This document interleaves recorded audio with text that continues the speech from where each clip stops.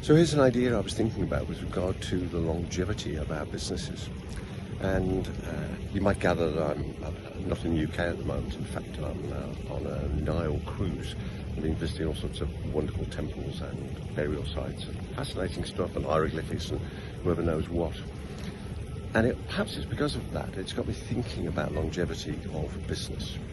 And I'm reminded by a couple of expressions, and one was by David Ogilvy, which was only first-class business, and that in a first-class way.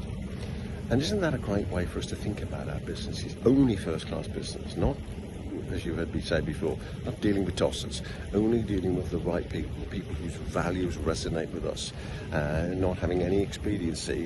If they're not the right people, it doesn't matter how much money they pay, they're not the right people.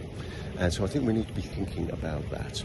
And then taking a longer-term view, much like the Egyptians did, which is why it's in my mind, as you can gather, taking a longer-term view of our business and thinking, what is that legacy that I am trying to leave? You know, what's my purpose for being here? And all the other deep stuff that you and I know about.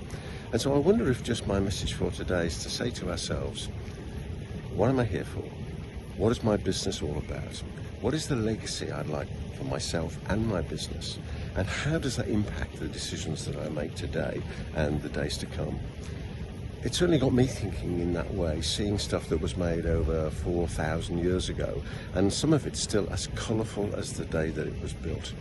I'm certain that the Egyptians, who took a slightly different view of things than perhaps we do in the West, one idea, for example, they don't talk about life after death, they talk about life after life.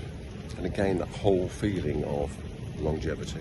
Perhaps I should be saying that in that direction, but you've got the idea. So I'm sure you can take this idea away and you can use it. I'm certainly going to be doing far more thinking about my purpose, my business's purpose, and the legacy that I leave behind.